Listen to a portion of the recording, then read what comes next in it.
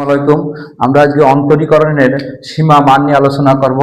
দেখো, কখন আমরা এই এই এই কাজটা করব, কখন আমরা এর মান নির্ণয় করবো এল হসপিটাল রুলে, যখন এক্স টেন্স টু জিরো অথবা এক্স টেন্স টু ইনফিনিটি থাকবে, তখন আমরা এই নিয়ম ফলো করবো। আর এমনিতে অনির্ণিত বা আনডিফাইন্ড হতে হয়।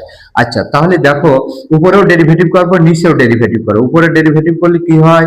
X tends to zero, 1 K derivative করলে 0, মাইনাস কস 4x এ করলে মাইনাস 4 সাইন 4x, এটা তো।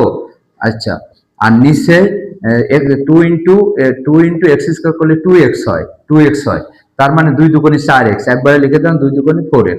তো মাইনাসে মাইনাসে দেখো, মাইনাসে মাইনাসে প্লাস, মাইনাসে মাইনাসে প্লাস, আমি একবারে লিখে দিলাম মাইনাসে মাইনাসে প্লাস 4 সাইন 4x, এটা হলো।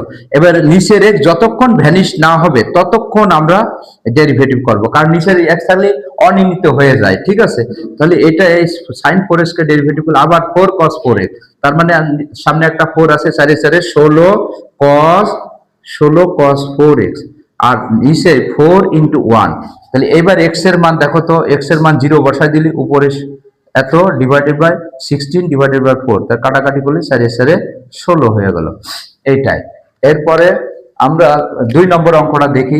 সেম একই ভাবে limit x tends to 0, sin x K derivative করলে কি হয়? cos x হয়। আর নিচে sin 2x কে ডেরিভেটিভ 2 cos 2x। তো দেখো, এবার যদি আমি x এর মান 0 বসাই দিই, cos 0 কি 1, আর 2 ইন্টু cos 0 1, 2 ইন্টু 1 মানে 1/2। আমার বিস্তারিত ভিডিও পেতে হলে তোমরা আমার চ্যানেলে স্টাডি এমএস মেথড ইউটিউবে সার্চ করবে, তাহলে বিস্তারিত ব্যাখ্যা সহ এল হসপিটাল রুল বা ক্যালিস কভারেবল পাই। ধন্যবাদ সবাইকে।